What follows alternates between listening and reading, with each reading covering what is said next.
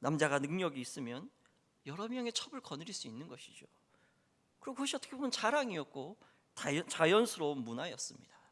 그런데 평생을 한 아내의 남편으로 사는 것, 그게 그리스도인들이 살았던 삶의 태도이고 그 삶의 모습이 믿지 않는 자들의 눈에는 정말 이상하게 보였다라는 겁니다.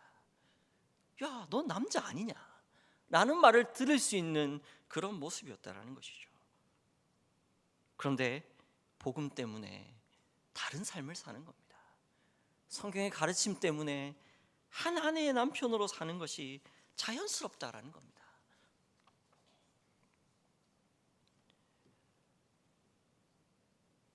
바로 예수님의 마음으로 이 땅을 가서 살아가는 자들이 바로 그러한 조롱과 그러한 비난을 당합니다.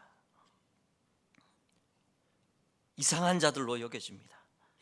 이 세상에 살고 있으나 뭔가 이 세상과는 다른 사람들, 분명 나하고 똑같이 직장 생활하고 있고 똑같은 밥을 먹고, 그럼에도 불구하고 이들의 말과 생각과 행동은 뭔가 다르다.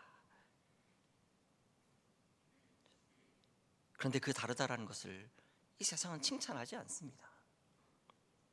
바보라고 여기겠죠. 그러면서 우리를 속이려고 할 겁니다. 그런데 여러분, 바로 이 말씀에서 우리가 정말로 놀랍게 발견해야 될 진리가 있습니다.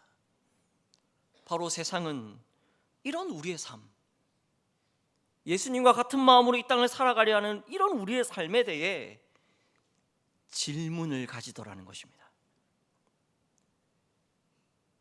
이 세상이 우리의 삶을 궁금해합니다. 대체 너는 뭘 가지고 있기에 그렇게 당당하냐? 대체 넌 뭘 소유하고 있기에 그렇게 담대하냐? 그래서 세상이 묻습니다.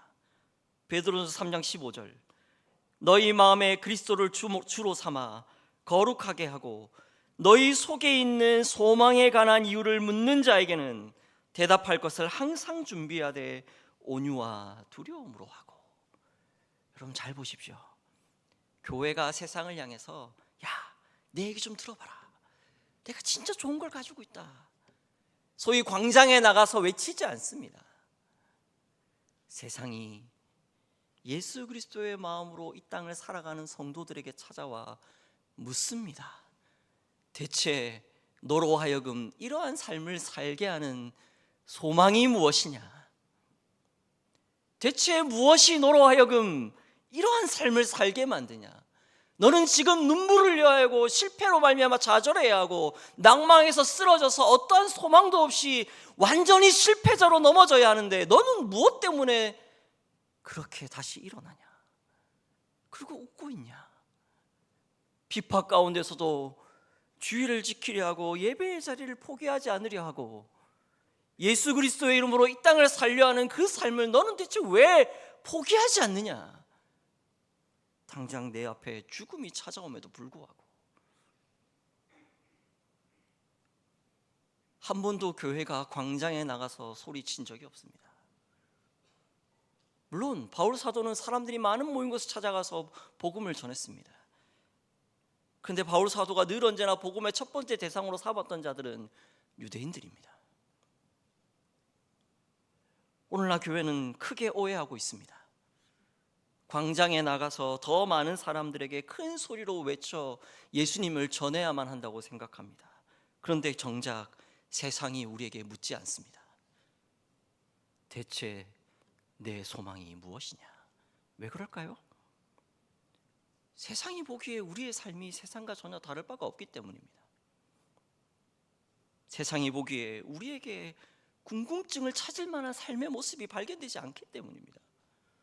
그래서 세상이 우리에게 묻지 않습니다. 뻔하거든요.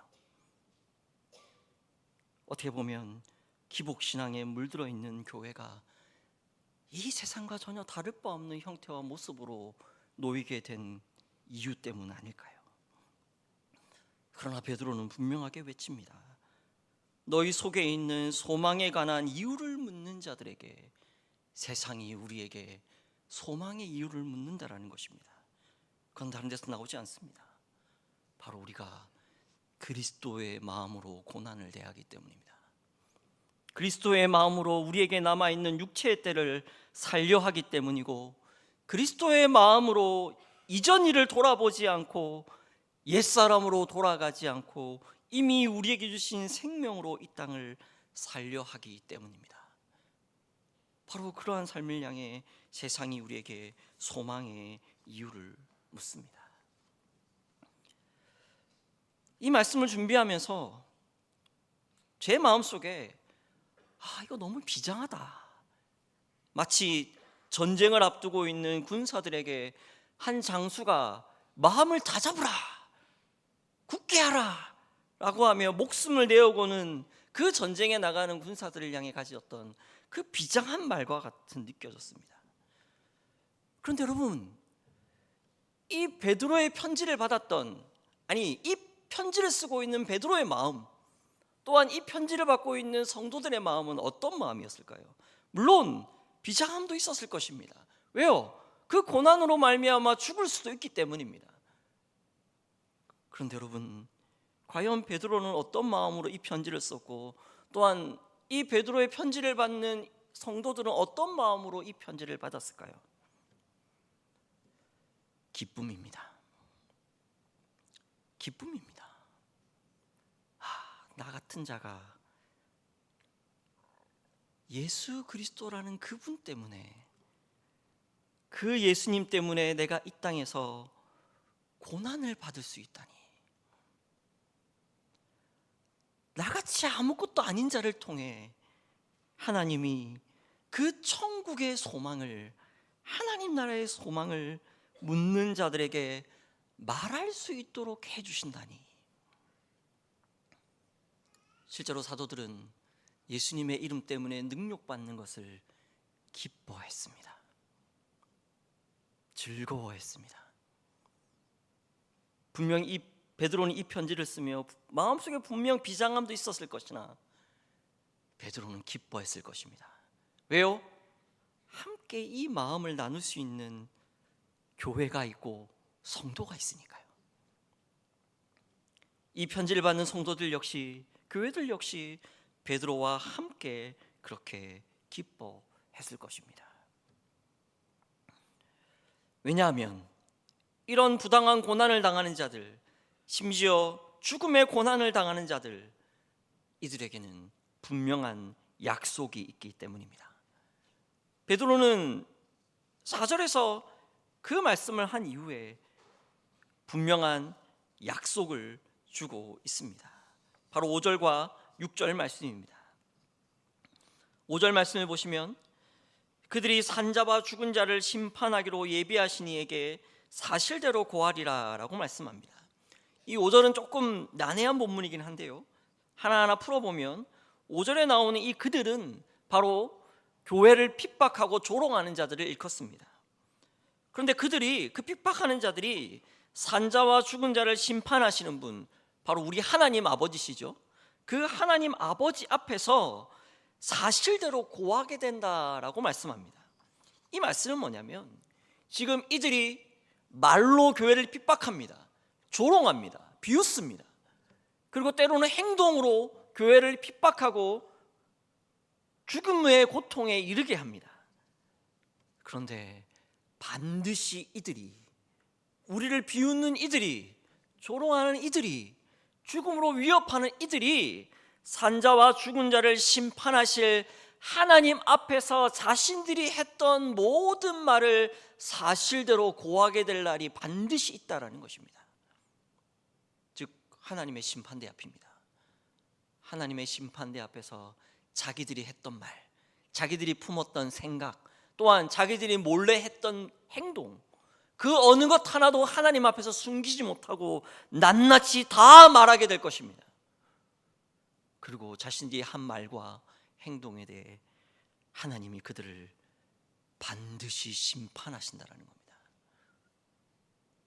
고난 가운데 있는 교회를 향해 베드로가 주는 기쁨의 소망은 바로 심판의 확실성입니다. 또한 6절에서는 이렇게 말씀합니다. 이를 위하여 죽은 자들에게도 복음이 전파되었으니 이는 육체로는 사람으로 심판을 받으나 영혼으로는 하나님을 따라 살게 하려 함이라. 5절에 심판이 있다고 말씀합니다. 그리고 그 심판으로 말미암아 조롱하고 비웃던 자들이 반드시 죽음의 심판으로 하나님 앞에 드러나게 될 것이라고 말씀합니다.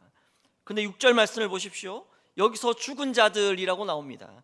여기서 죽은 자들은 바로 5절에 그 예수님을 믿는 자들을 핍박하는 자들로 인해 먼저 죽은 성도들을 일컫습니다. 이들은 복음을 가지고 죽은 자들입니다. 복음을 이미 받고 죽은 자들입니다. 그러나 그들은 복음을 받았으나 그 복음의 약속이 온전히 이루어진 것을 보지 못하고 죽은 자들입니다. 그래서 그들은 육체로는 마치 사람이 심판을 받는 것처럼 그렇게 죽임을 당했습니다. 그런데 베드로는 뭐라고 약속합니까? 영으로는 하나님을 따라 살게 된다. 사랑하는 여러분, 우리는 이미 복음의 약속을 받은 자들입니다.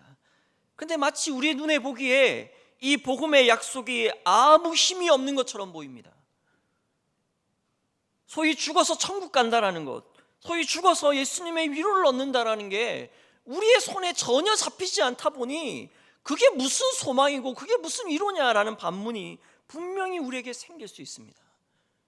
그리고 그 질문과 그 의심 때문에 때로는 우리의 믿음이 흔들리기도 하고 우리의 삶 자체가 하나님에게로부터 돌아서는, 하나님을 배반하는 삶을 살기도 합니다. 그런데 이런 마음을 품을 수 있는 교회를 향해 베드로는 담대하게 외칩니다. 맞다! 우리가 복음을 받았지만 우리의 육체는 마치 심판을 당한 것처럼 죽을 수 있다. 고난 때문에 죽음 당할 수 있다. 고난 때문에 그 죽음과 같은 고통을 당할 수 있고 수치와 모욕과 조롱을 받을 수도 있다.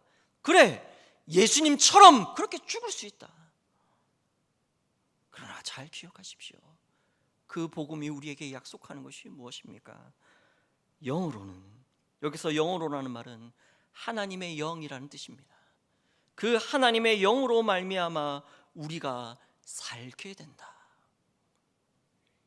성령님으로 말미암아 참으로 우리가 이 땅에서 참 생명을 가진 자일 뿐만 아니라 마지막 때에 반드시 진실로 우리가 하나님 앞에서 살아있다라고 우리는 확실하게 증명받게 될 것입니다. 이것이 복음의 약속입니다. 이것이 복음이 우리에게 약속하는 바이고 그 약속으로 말미암아 복음이 우리에게 주는 위로입니다. 사랑하는 여러분, 우리가 받은 복음대로 이 땅을 사는 것, 예수님과 같은 마음으로 이 땅을 사는 것, 믿음으로 이 땅을 사는 것, 우리에게 눈물일 수 있습니다. 아픔일 수 있고 부당한 고난일 수 있습니다.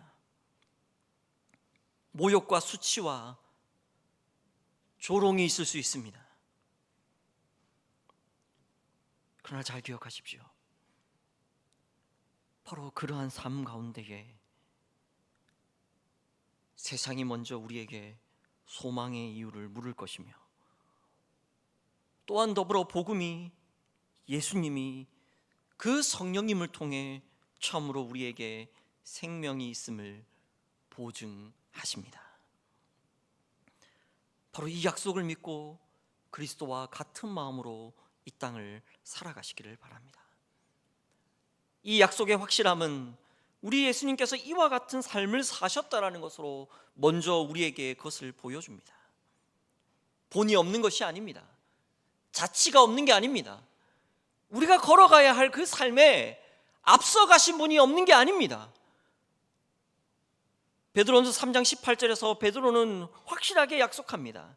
그리스도께서 단번에 죄를 위하여 죽으사 의인으로서 불의한 자를 대신하셨으니 이는 우리를 하나님 앞으로 인도하려 하심이라. 육체로는 죽임을 당하시고 영으로는 살림을 받으셨으니, 예수님이 하나님 앞에서 살아나신 것,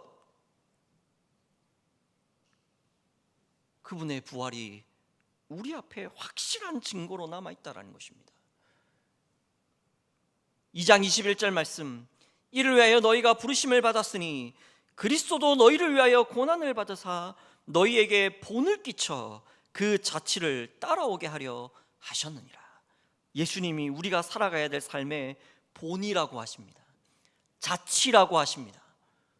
이 본과 자취라는 것은 마치 어린아이들이 처음 한글을 배울 때에 기역, 니은, 지긋을 뿌옇게 그려져 있는 그 선 위에 자기의 연필로 그 선을 따라 글을 배우는 것처럼 그렇게 쓰는 것이 본이고 자취입니다. 바로 예수님께서 우리 앞서 사셨던 바로 그 삶. 2장 23절 24절 욕을 당하시되 맞대어 욕하지 아니하시고 고난을 당하시되 위협하지 아니하시고 오직 공의로 심판하신 이에게 부탁하시며 친히 나무에 달려 그 몸으로 우리 죄를 담당하셨으니 이는 우리로 죄에 대하여 죽고 의에 대하여 살게 하려 하심이라. 그가 채찍에 맞음으로 너희는 나음을 얻었나니.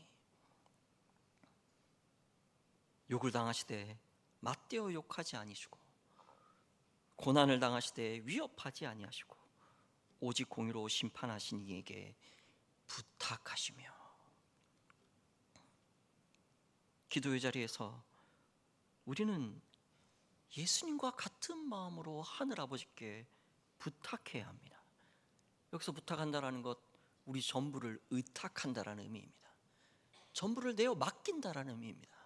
근데 내어 맡길 수밖에 없는 상황이 있다라는 거죠.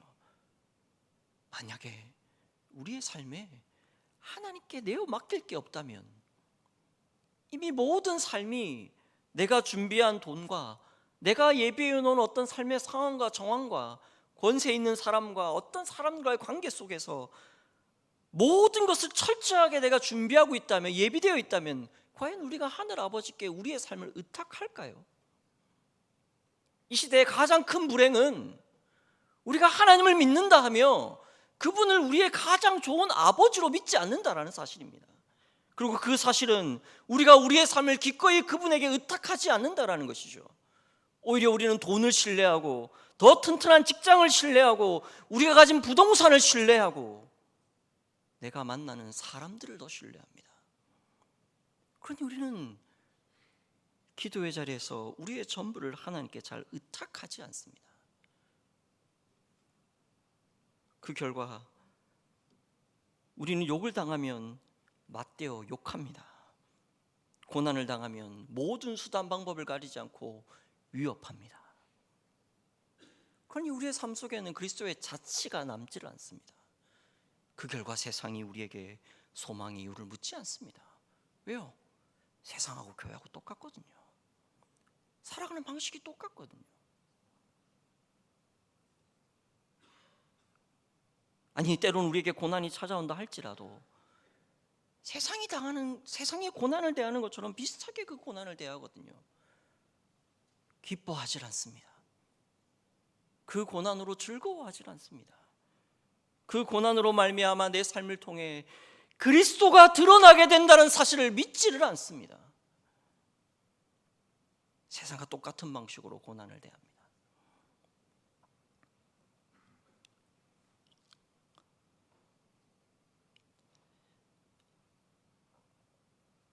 그 결과 우리는 이 땅 가운데서 참 소망을 드러내지를 못합니다.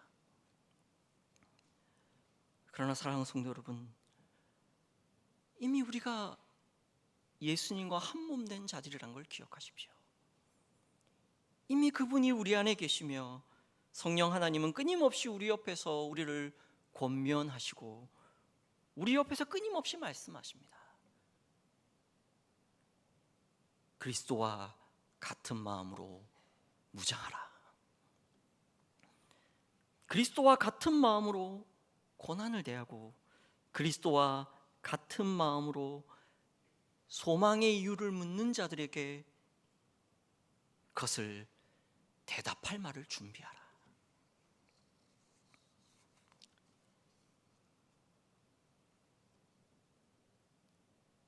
바로 그 사실 앞에서 이 사실을 깨닫고 이 사실을 알게 됨으로 말미암아 참 기쁨을 누리시기를 바랍니다. 그 안에서 참 소망을 누리시기를 바랍니다. 참으로 우리는 이 땅에서 그리스도를 자랑하고 그분이 다스리시는 하나님 나라를 자랑하는 자들입니다. 아무것도 아닌 우리를 택하셔서 하나님께서는 그 일을 하시겠답니다. 아무 능력이 없는 우리들을 통해서, 이 땅에 있는 연약한 그 교회를 통해서 하나님께서는 그 일을 하시겠답니다. 바로 그 하나님의 부르심 앞에 기꺼이 우리의 전부를 내어드리는 성도들이 되시기를 바랍니다.